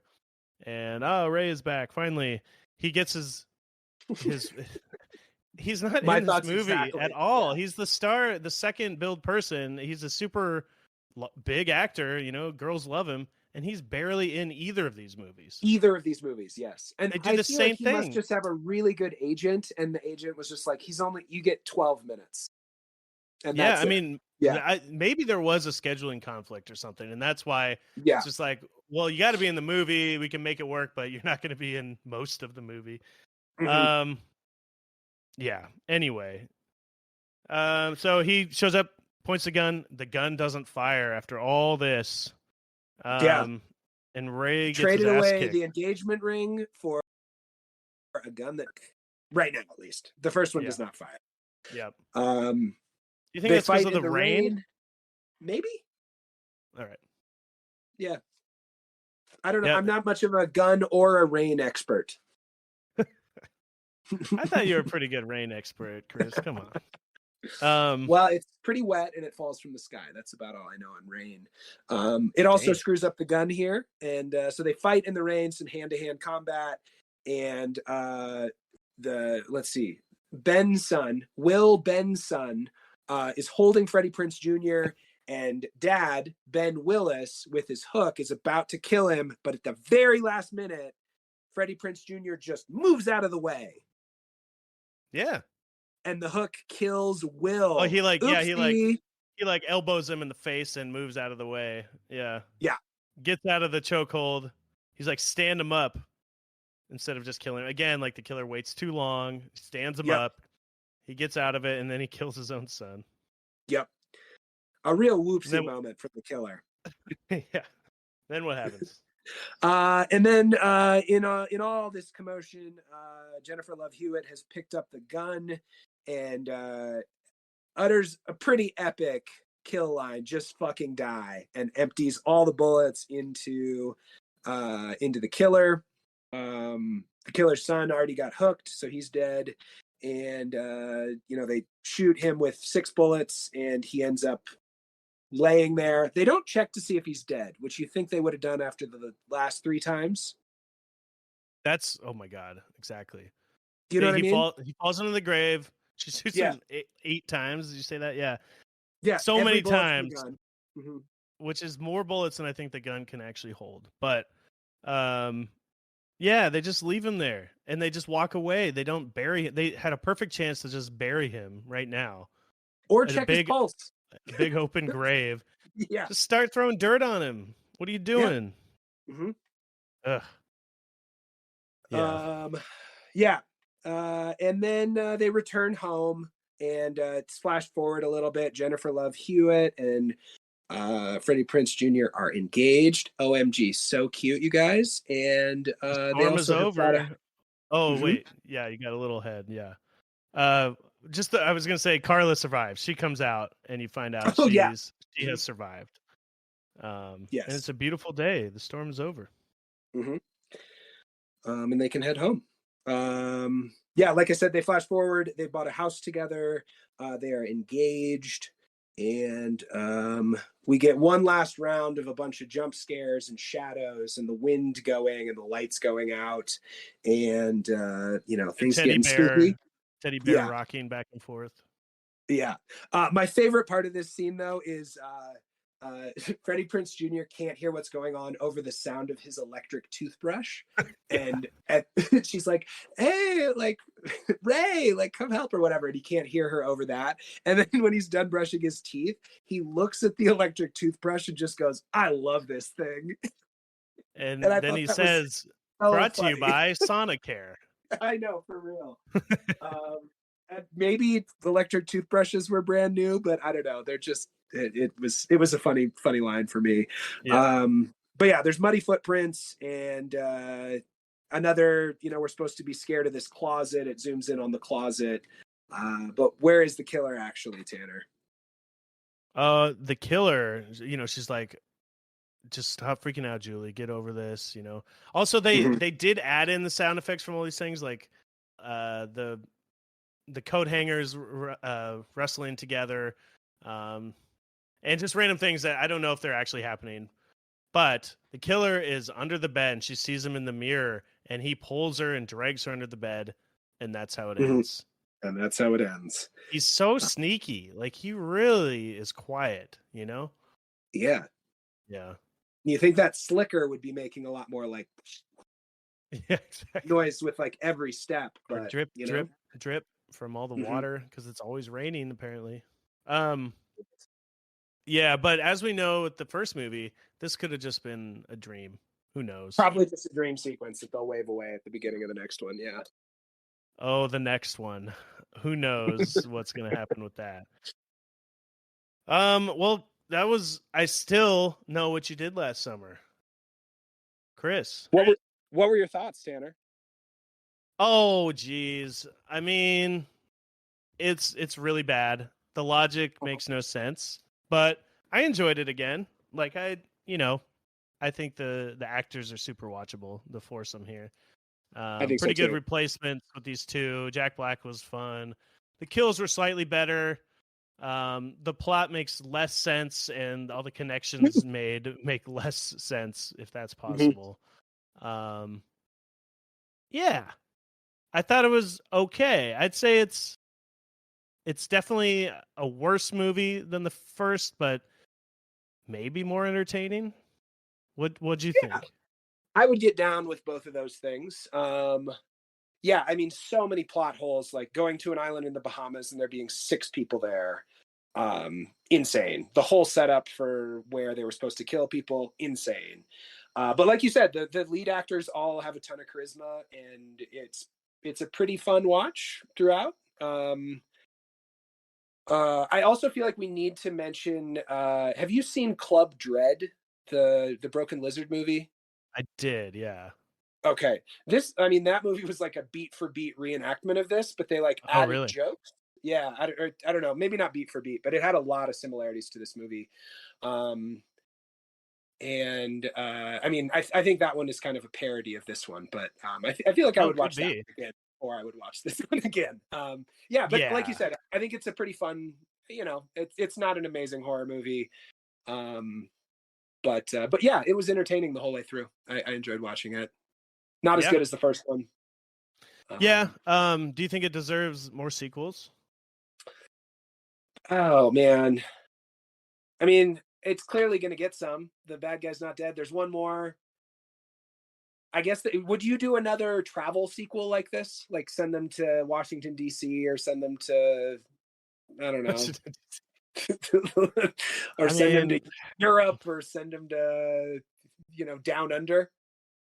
well, wherever it is, they need to be near the water, right? They got to be near boats because he's a This is fisherman. true. He is a fisherman. So yeah, I don't know. Maybe set it on a. What about on a cruise? Um, That'd be fun. I don't know. Yeah, I was looking at a thumbnail for Speed 2 Cruise Control. That's what made me think of that. But I don't know. I mean, the thing with horror movies is if it's profitable at all, they're going to make a sequel. Yeah. I do know the sequel is a direct to video with none of the same stars, so I don't think it's quite the same. It wasn't like, oh, we got to make another one. Because this Yeah. movie, so they'll just say here, the information about the budget here is a little confusing, but in the trivia on IMDb, somebody says the film's budget is sometimes incorrectly listed as 65 million. The actual budget was 24, and the box office was 84 million. So it was a hit, more That's or less. money. Yeah. Mm-hmm. Yeah, I mean it was a hit. I don't think it's crazy, not as much as the first one for sure. Yeah. But I think the reviews. So this movie got panned, and people Yeah. did not like it. So much so that Freddie Prinze Jr. says that he has never seen the movie.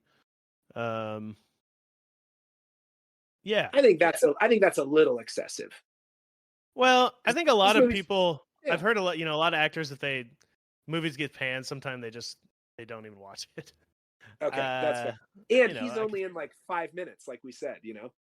That's true. It's not like it's his Barely fault in the this movie movie at failed. Yeah, exactly. Yeah. But So yeah, I think what this movie has to offer is like different than what the other big horror franchises have to offer. Because these movies are not that scary. no, It's more like charismatic lead, hot young actors running away from a bad guy. It's like kind of spooky more than scary. Yeah, I mean, again, the original setup, and we'll talk about the show soon. The original Yeah. setup is a really good setup, but the continuation of it doesn't need to happen because the whole point the whole reason it's good is that they like made this mistake and killed somebody and tried to cover it up, and then someone's getting revenge on them and they're being haunted by their past of this mistake, this choice that they made, right? Like that's Yes. the hook. And besides that, it's a pretty just by the numbers just slasher. Here comes a guy, slash, kill, run away, Yes. go creepily move through a house for 10 minutes and have just like a rat jump out. So besides that, it's pretty just by the numbers without that hook or that little piece of it. Yeah. So I'm glad they stopped.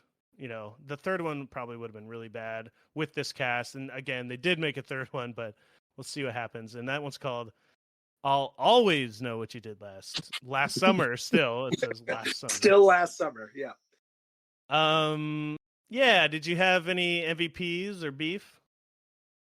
Man. Yeah. I mean, the plot holes were ridiculous. And again, you're like the Bahamas are not nearly as scary as just having another movie in the Northeast. MVPs.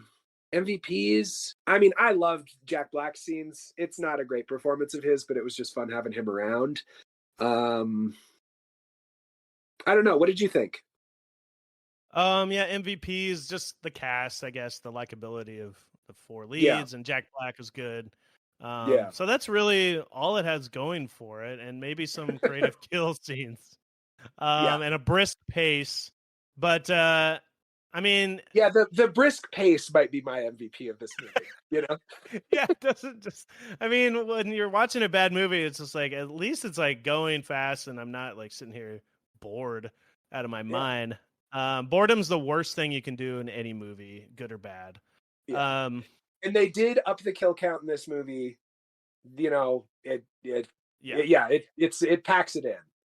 And honestly, the twists I didn't see them coming at all. The logic behind them is terrible, and it hinges on some Mhm. things that, you know, would not necessarily work out for them. Mhm. But I didn't see them coming either, and I don't know enough about geography, I guess, and capital cities to. I was strict. Tanner, do you think that this movie is the reason why people don't listen to the radio quite as much anymore? This movie, yeah, it's got to Scared be people it. away from radio. Mhm. The first podcast dropped the day after this came out, actually. Also, I just remembered when they found the Rio answer, they were running around the house looking for an answer because they didn't know, and they found like a bag of coffee, and they just said Rio de Janeiro because the bag of coffee said Rio on it. Is that where they got that? Yeah. Yeah, they just found a bag of coffee and we're like, oh, that's the Mhm. capital. Yeah. So, oh, and then my beef would just be the logic, just like the driving force, not the logic necessarily, but all the motivations that go into the Mhm. killer and why they're doing all this make no sense. At least in like the Scream movies, it's always like you killed my dad, you killed this person. Like there's some kind of connection to their family or somebody like that. But I feel like they really have a bare bones reason for doing this. Yeah, I agree. I think the setup for why the killer is after them deserves a better movie than it got between these two movies. You know what I mean? Yeah, yeah. Like it could have been. That's a great start for a horror franchise, and it, you know. I mean, they should have just ran over the guy's son in the first movie or something, and then Mhm. he's getting revenge on them because you killed my family member. You know, that should have been the setup. Like, Yeah. you killed somebody that I love, and now I'm trying to kill you because I know what you did. Instead, it's Yeah. like they almost killed him, but they didn't kill anybody. It's really stupid. Um, uh, anyways, yeah. So that's what I got there. Some one piece of trivia I thought was funny here was Brandy Norwood, Brandy herself, was so terrified of Muse Watson, the guy who plays the killer. When he arrived on set the first day of filming, she was like falling apart, shaking, like didn't want to meet him. She was so scared of the actor. What? Yeah. So Watson, I guess, like they were filming a scene in a cafeteria, or they're in some cafeteria where they were filming, or on break or whatever. And the guy walked over, accompanied by Jennifer Love Hewitt, and Brandy was sitting at a table with 8 other girls. So there was no way she could get out. And as Watson walked in the door, she immediately saw who he was and started screaming and trying to get across the other people to get out of the table. And he was able to calm her down and assure her there was nothing to be afraid of. Like, doesn't she realize she's in a movie? You would think so. She's an actress. It's like her main thing. I mean, she wasn't really. She's a singer. Oh, she's a singer. You're right. It's not her main thing. Yeah, maybe she doesn't know how movies work. I just think it's so funny that she was so scared, but she signed up for this movie. Yeah. And then it's like, I mean, she does a lot of acting since then, I think, or some acting. This is true. She's in lots of things. Yeah. But still, like, you didn't. I don't know. Did she think that he was real or like the actual killer? I'm so confused. I thought that was just an insane story about Brandy. Like, you don't realize that this guy's an actor. So much so that you're screaming and like trying to escape. We didn't think these movies were that scary, but apparently Brandy was the target audience. Really spooked her out. Like, this movie's gonna be good. Look at that reaction. Yeah. I mean, the guy is sort of creepy looking in general, but come on. I mean, you're on a movie set. Come on. Yeah. Anyways, thought that was funny. All right. Well, I think it might be time we get to. We've hinted at it a couple of times. I think it might be time to get to the TV show. What do you say? Oh, please.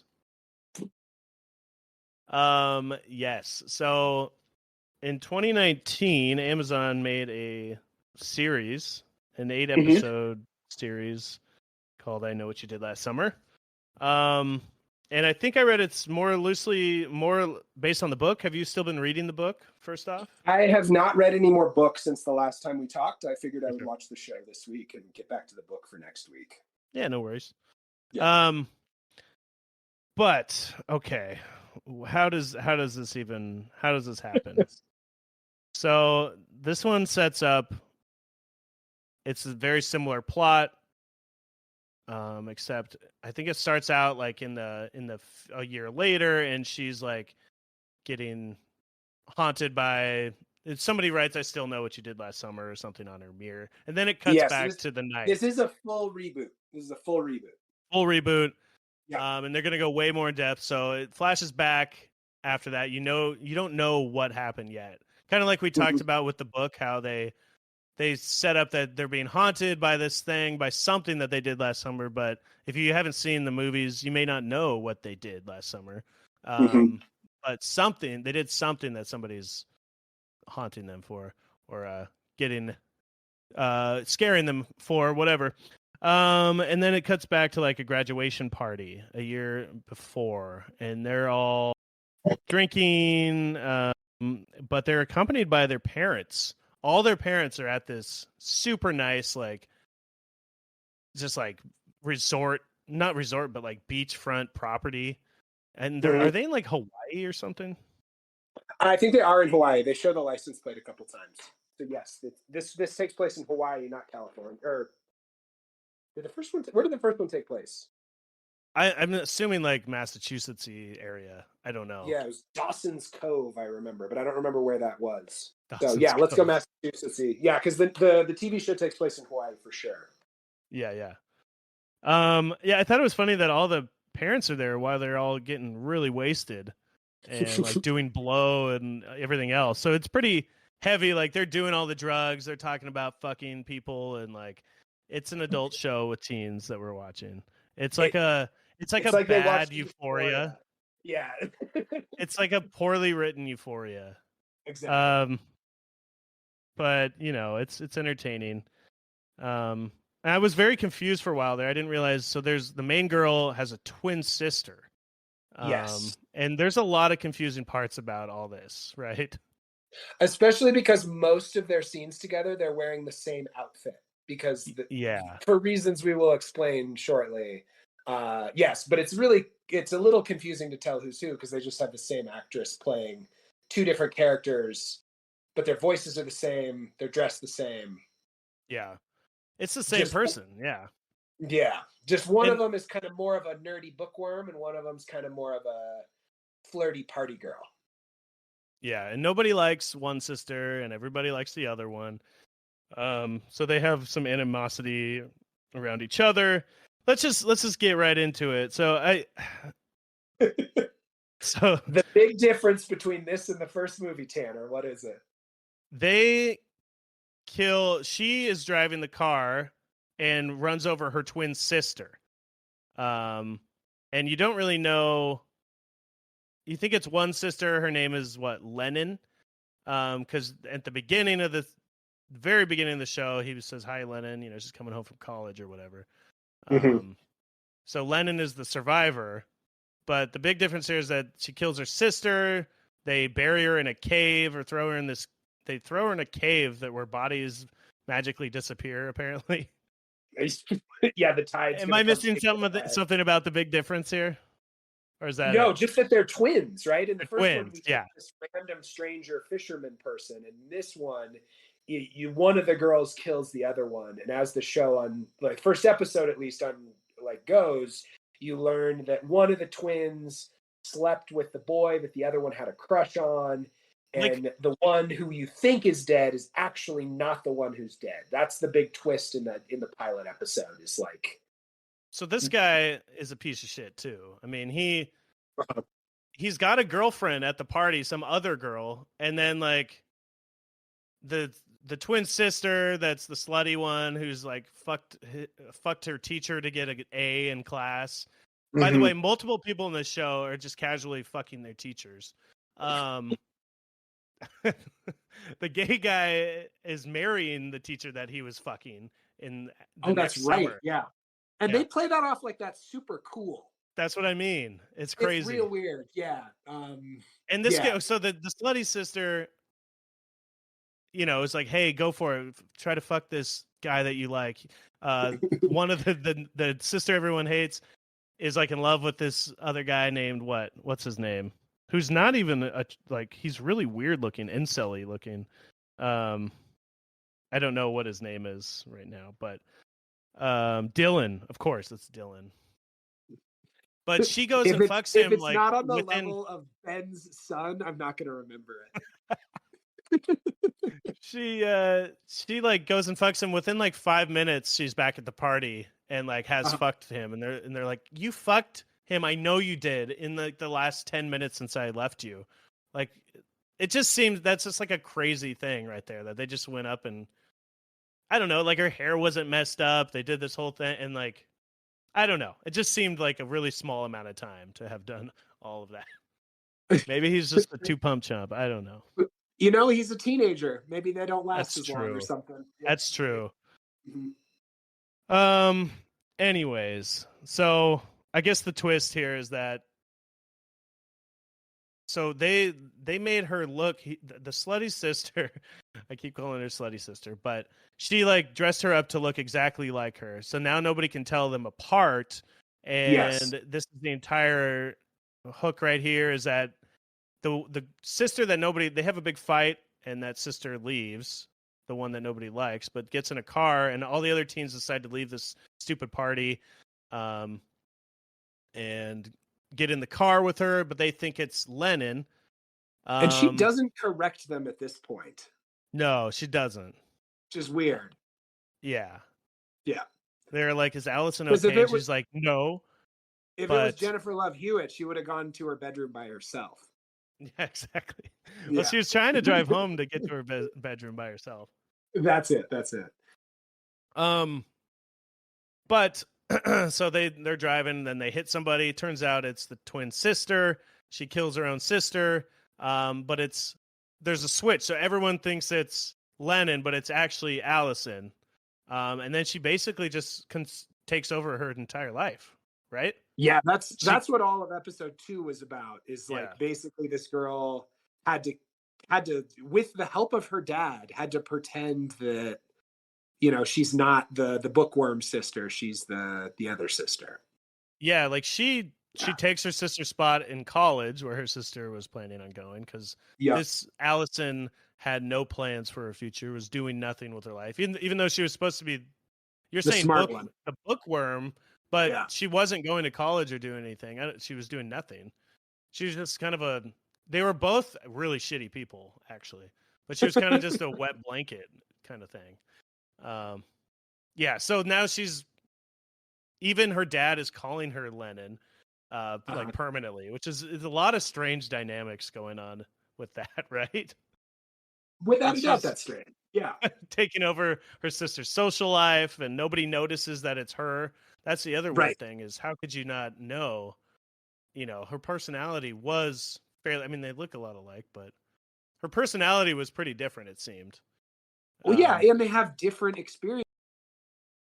Like taking Lennon's place, doesn't know her friends, but we're supposed to believe that she just slots easily in. And they're like, "Hey, you remember that conversation we had about that one thing?" No, because it wasn't me. Like, they wouldn't know any of their inside jokes or references for being friends for 20 years or whatever. Yes.